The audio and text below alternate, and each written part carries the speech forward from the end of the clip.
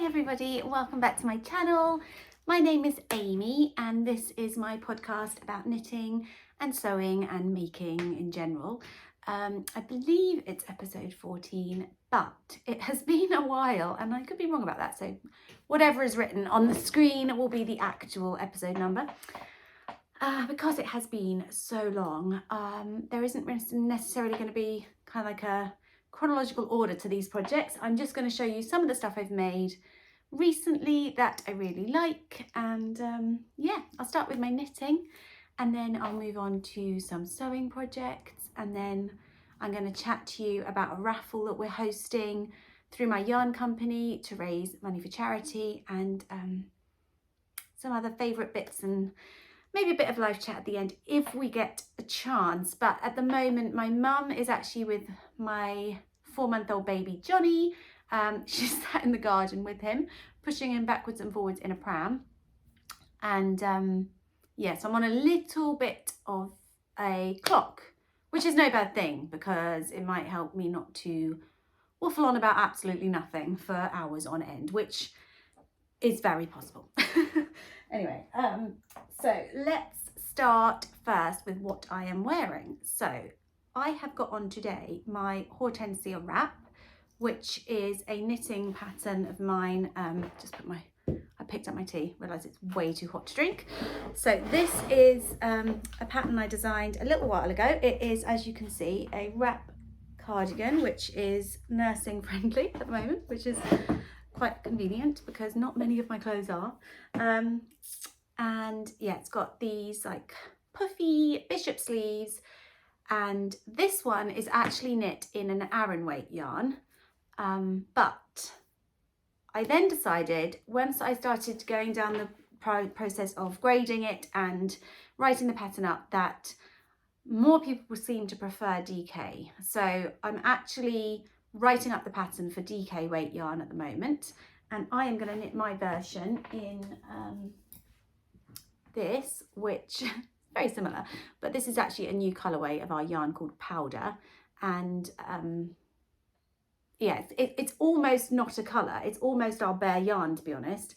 It's just got the minutest amount. It's really blowing out as well because I've got to have so many lights on because it's a very grey day here today. It's almost, you can't really see. Yeah, it's better back here.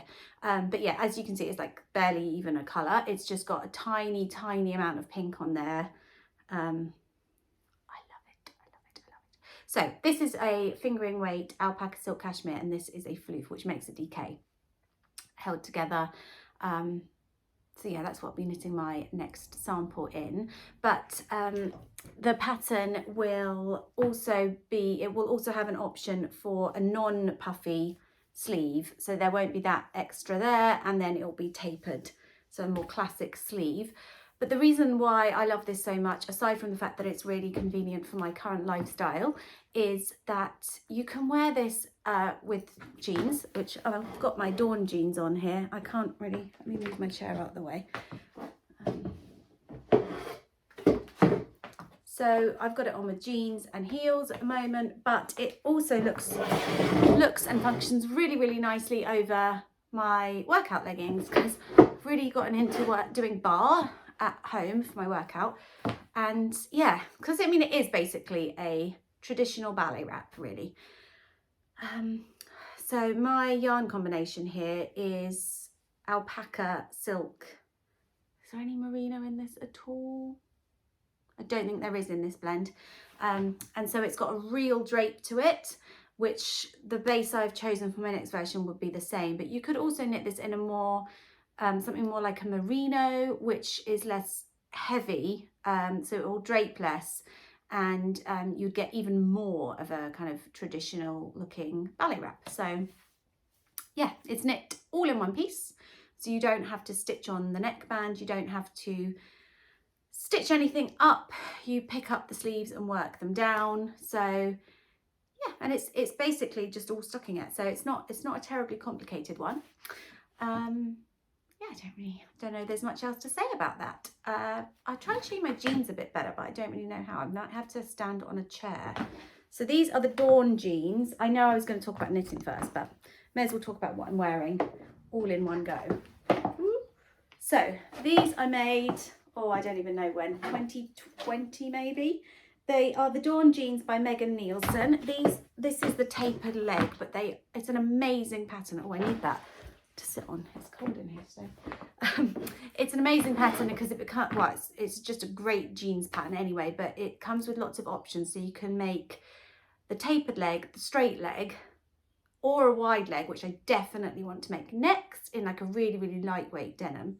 And the instructions are super clear. It's a really, really lovely pattern. Or you can do a zip fly, you can do a button fly. I love the shape of them because they're actually really high waisted. And you've got all the traditional, like, let me just pull this down a bit, all the traditional denim features, the rivets she goes through, pockets on the back. Yeah, they're one of my favourite makes ever, actually. Oh, let me pull you back up. Yeah, so anyway, that is what I'm wearing. Other things that I have finished knitting recently include my sweater that will be my next pattern release, which is my Clandon sweater.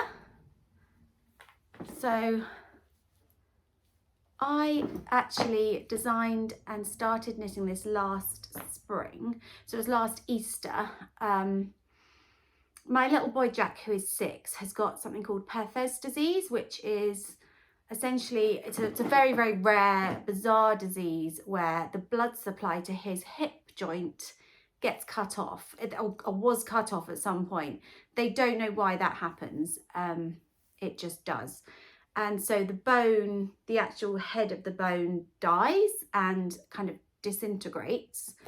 Yeah, and it's the treatment for it varies wildly. The disease itself varies wildly, case to case, outcome to outcome.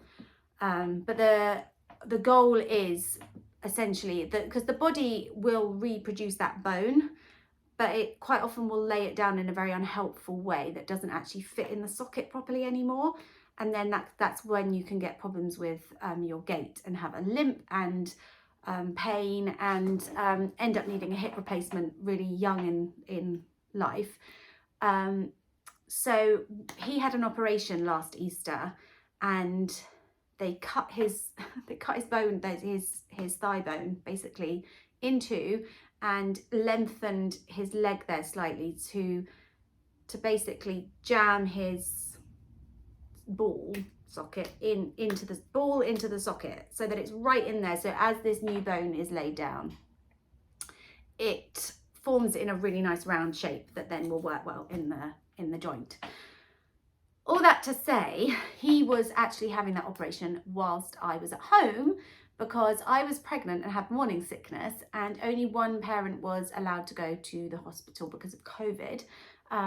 So his daddy took him, and I was at home missing them and obviously feeling anxious and stressed and knitting, because that's what I do at those sort of times. So that's when I came up with this.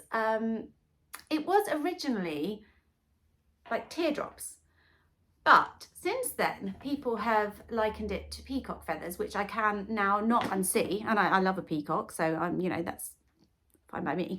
And baubles, Christmas baubles, and someone else said something else. I can't remember what it was, but anyway, so I named it Clandon because that is a National Trust near here. It's like a beautiful house that has big grounds, and there's peacocks there, and the garden centre within the grounds you can buy your Christmas tree at. So it all just seemed appropriate. But this is a top-down yoked sweater. It's knit on 4.5mm needles with a DK or a fingering plus like a lace weight fluffy yarn, which is what this combination is. This is brushed Siri alpaca held with alpaca silk cashmere, and this yarn is our Dandelion Dogwood Kiki Delaine colourway. So the pattern is down to here, and then it's all just stockinette, and that is knit inside out so that you can knit rather than purl the whole thing. Same applies with the sleeves. And there are 2 sleeve options on this, just like on my Whitmore sweater, where you can either do this bishop sleeve, so it sort of is a loose fitting sleeve that tapers in to the cuff, or you can do a traditional tapered sleeve. And it's sizes, bust sizes 28 inches to 60 inches. And yeah, it's going to be released really, really soon because I've got all my test knitters finishing up, constantly sending me messages saying they're finished. So that's exciting. It's actually quite, one thing they've all reported back is how much more simple it is than it looks. So if you're someone who's maybe not done a texture on a sweater, or even if it was maybe your first sweater, I think you'd probably be okay with the pattern. So so yeah, that's a finished make. Obviously I knit a few things for baby Johnny before he arrived, and now they don't fit him because he is growing like a little crazy, like, I don't know, it's just mad how much he's growing. But I thought I would show you a few of my absolute favourite teeny baby makes. So this is his first little hat, and I actually knit this in Rowan pure cashmere because I thought, well, if you're not going to have pure cashmere as your very, very first hat, then when are you? I can't actually remember what pattern I used for this. I'm pretty sure it was just a free pattern, but I will find out because I'll have a record of it and I'll pop it in my the notes below the video for you. It was, I know it came in a few sizes. I think it was actually a preemie pattern, because I was expecting an absolutely tiny baby because my little boy Jack was born at £5.6, like but he was so skinny. They got him out early because they were worried about he wasn't getting everything. So we were all kind of just, I don't know why you expect subsequent pregnancies and babies to be the same as others, because it's never the case, but you just somehow do. I was expecting Johnny to come out really, really tiny, but he actually didn't. So this didn't even really fit him for very long. But yeah, I seem to remember it was either a preemie pattern or it was preemie and bigger baby as well. But I will link that one down below. Super, super quick make, and I just love the little ears. I also love the fact that they're in like a, I can't remember, is that a garter? I think it's just, yeah, in a garter stitch.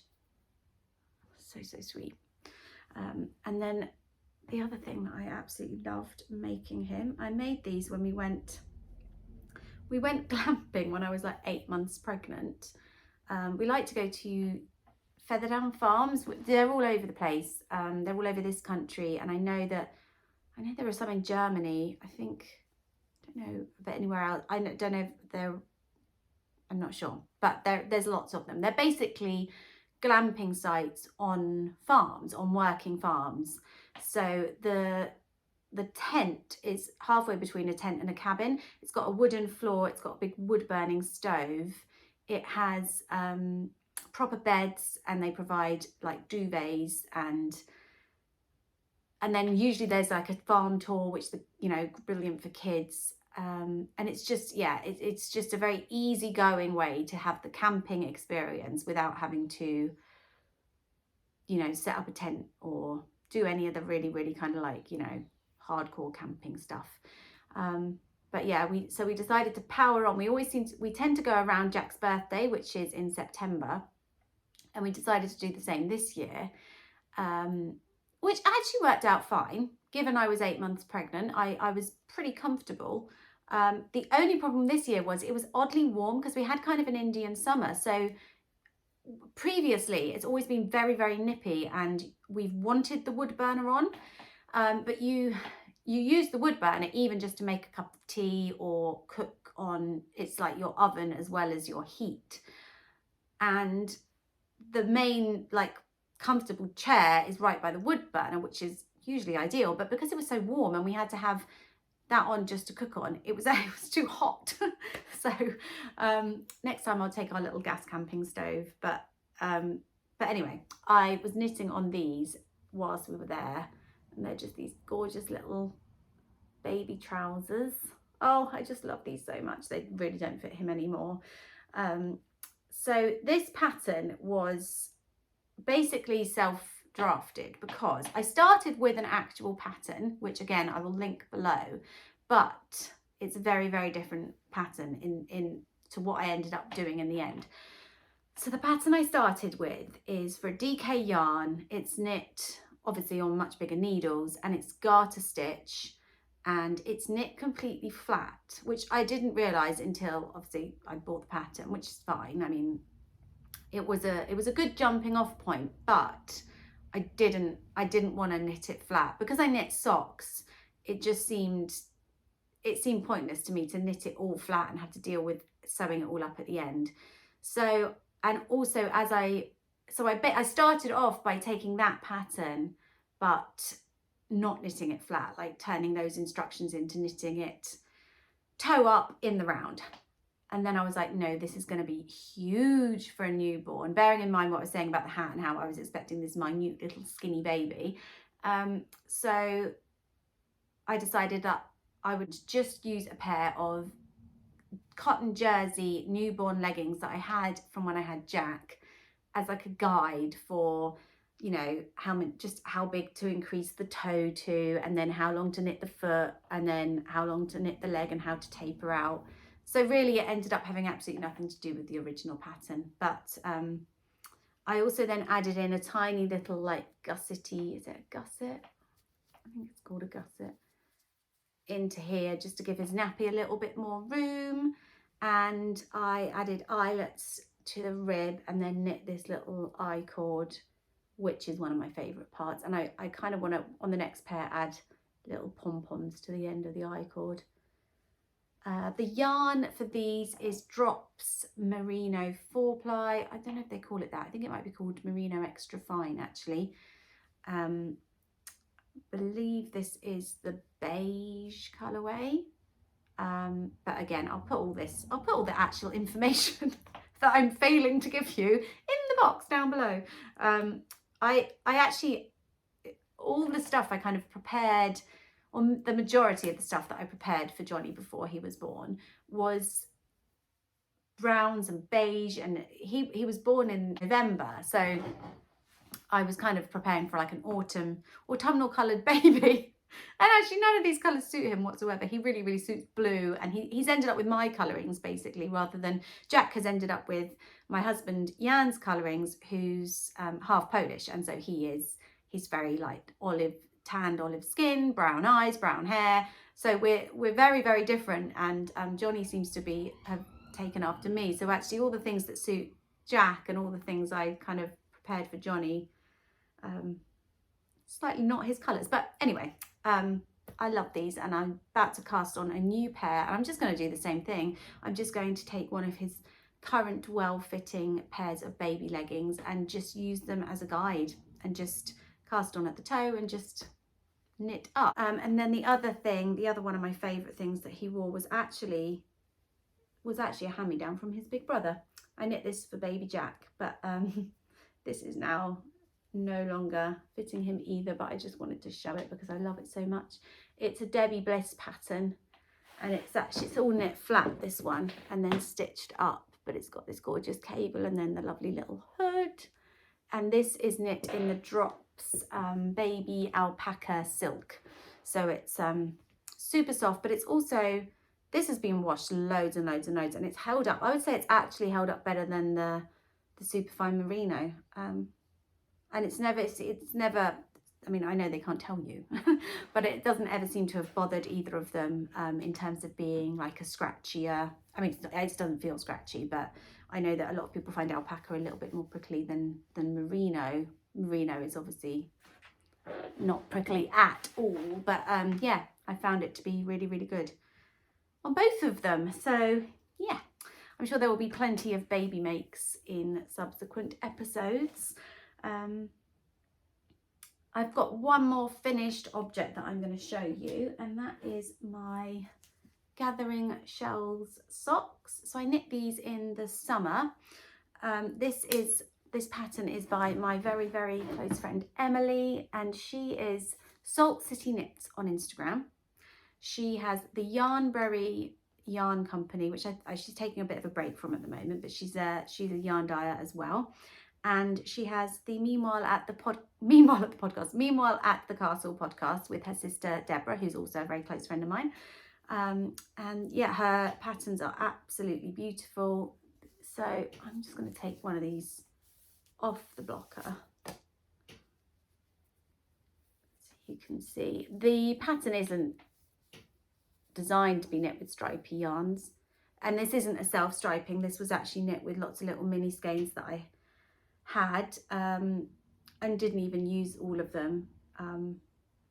But yeah, it's beautifully written pattern, and these fit like a dream. I actually sized down a needle size. I normally knit my socks on a 2.25mm needle, but this is a 64 stitch pattern, and I generally do 60 stitches. So I knit these on a 2mm needle. I didn't even work out the maths or anything for it. I just gave it a stab, and that now fits me beautifully. So I'm actually really glad to have shown these, because I was like, I've been planning to do another podcast for ages, and so I didn't want to wear them until I'd shown them, but now I can wear them, which is great because I'm actually getting a bit low. My hand knit socks are all, a lot of them are coming to the end. I need to knit more of them, but I just keep knitting sweaters. Anyway, so that is, oh well, it's not all my knitting, but it's all my finished knitting. I did want to show you a quick work in progress, which is this big squishy cardigan I am working on. This is another upcoming design, and I'll pop it on over this, which will look completely ridiculous, but give you a little bit of an idea.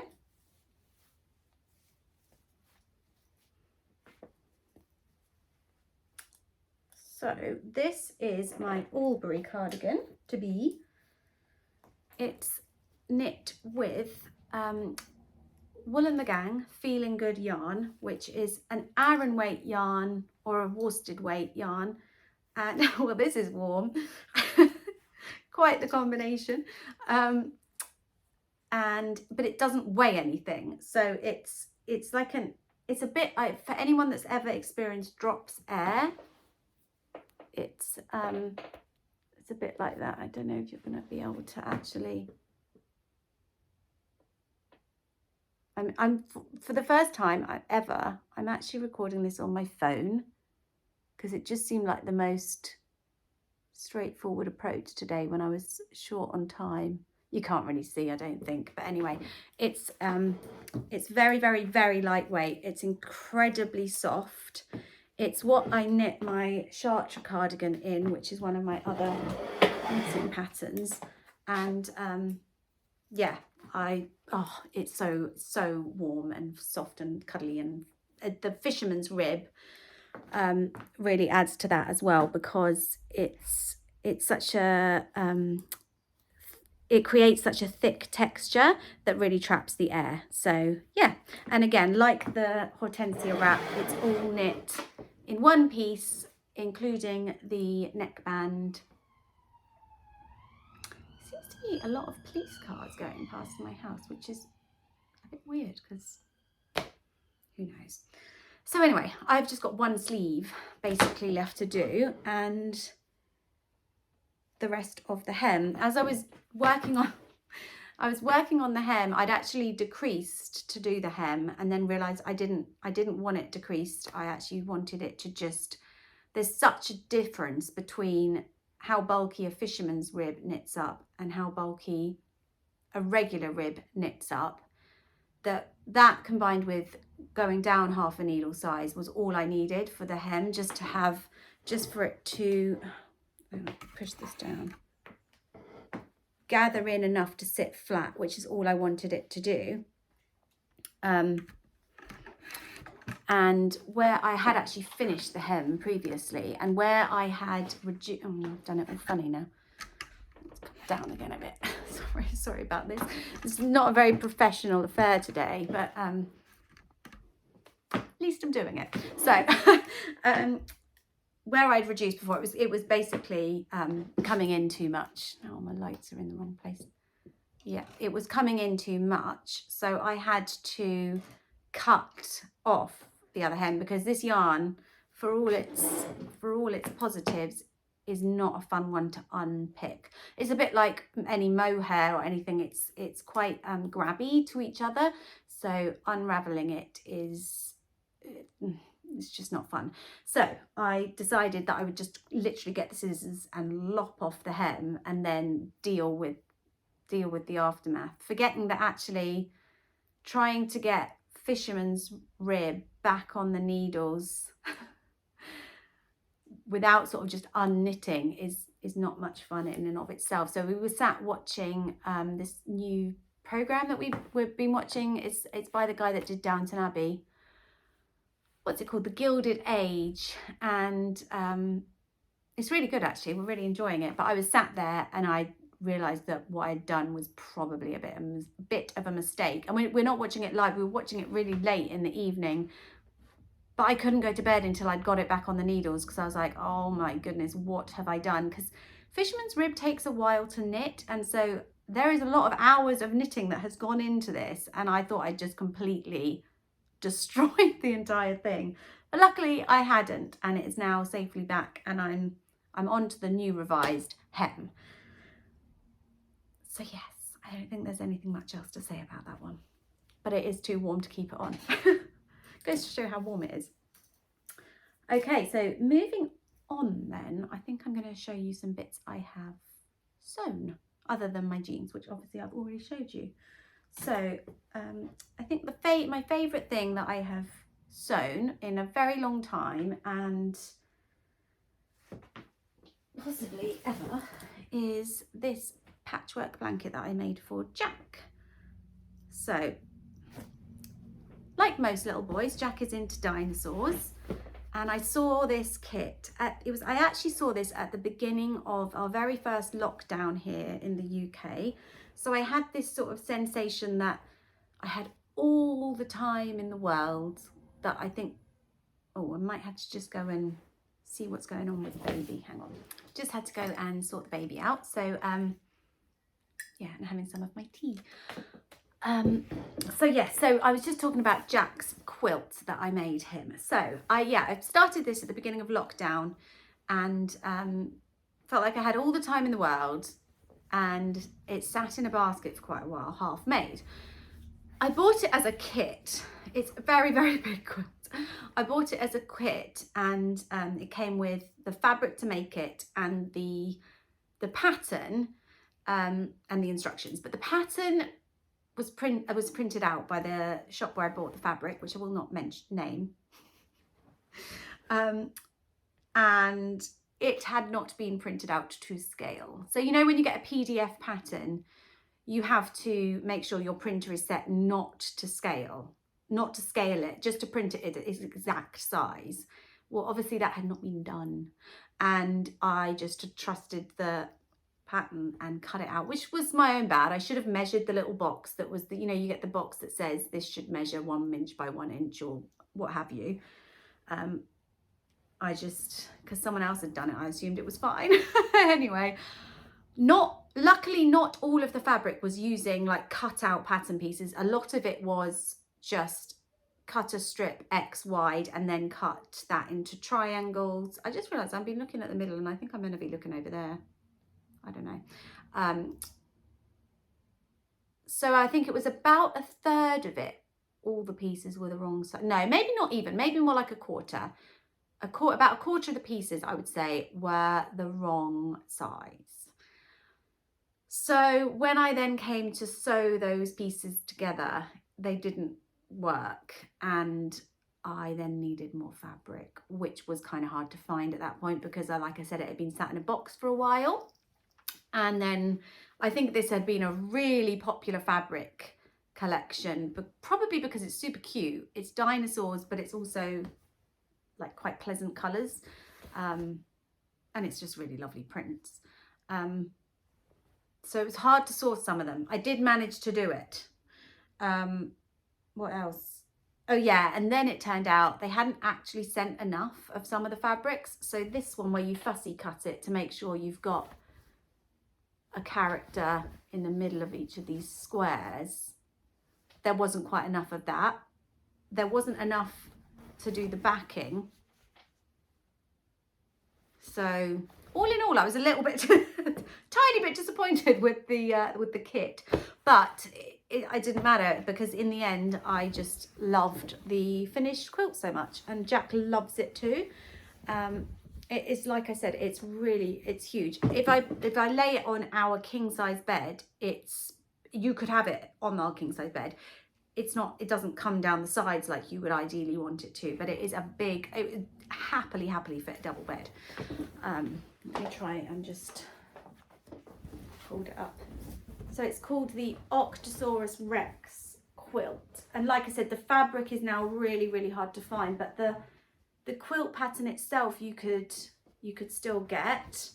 I do think this actual quilt pattern, the way those octagons interlock like that in something like Liberty Fabrics, or just like a Tilda. My phone just cut out for no apparent reason. Something like a Tilda set or something would just be gorgeous. Yeah. So I probably will actually at some point reuse the pattern. In the end, I ended up downloading the pattern myself from online. In fact, I believe the pattern itself is actually free. I ended up downloading it online and reprinting it out, not to scale. And it's not a whip it up kind of quilt. There are a lot of corners, and it involved a lot of making sure I was pressing everything in the right direction, pinning everything. Yeah, it was an involved make, but one that I'm so pleased. So pleased I persevered with, and I hope he'll just love this forever and be able to use it for a long time. I mean, obviously, you know, he's probably going to grow out of dinosaurs one day unless he becomes a paleontologist, but I think he'll hopefully still like it, just on account of it being his childhood quilt. So my phone keeps telling me that my battery is getting low. That's why it cut out a minute ago, I've realised. So what I'm going to do is I'm going to wrap it up, and then I will talk about the other bits and pieces I was going to show in sewing on the next episode. But before I do go, I just want to show you basically talk a bit about this raffle that we're running for the Red Cross for the Ukraine appeal. So we are raffling off 2 of our Dandelion and Dogwood 2022 advent calendars, which will be released this month for purchase anyway. This is the 2021 version, which I will show you as kind of an example of what you get. The raffle also said that there's 2 in the raffle, 2 of them in the raffle to win, but there's also 3 other prizes in the raffle to win. And then we've reduced all of our ready to ship yarn, popped it all in the ship, and all the profits for that will also go to the Red Cross. So definitely pop on over, even if you just buy 1 raffle ticket, which is £2, that still goes a long way when it all adds up to helping support the cause and this just awful situation. So comes in this box. Again, this lighting is just not ideal, but you can see it's a foil printed box. This was our cozy Christmas cabin themed advent calendar. My one is on the sparkle sock base. The 2022, you'll be entered. There'll be a chance to win 1 sparkle, and the other one will be a normal sock. So basically, it comes with 24 20-gram mini skeins of fingering weight yarn, all in different colours, all individually wrapped. So you open 1 each day through December, just like any other advent calendar. And then on Christmas Day, you get a full skein of sock yarn. This is all blowing out because of the amount of lights I've got to have on today. But there we go, that's pretty accurate. So this was Northern Lights. So yeah, £2 a ticket, and you can win this or some other yarn kits. That's Dandelion and Dogwood, in case I hadn't said that before. But anyway, thank you so much for coming back and tuning in after so long. I'm going to let my phone charge just for a minute or 2, and then I'm going to bring baby Johnny in just so you can meet him. So this is Johnny. He is 4 months old now. There you go, look. You don't know what I'm doing, do you, Johnny? So yeah, he is he's big and heavy and doing very well. Does not like to be put down. Not a huge fan of sleep, but generally very happy. So that's all that really matters, isn't it? Yeah, so anyway, thank you so much for watching, and I will see you next time. Bye.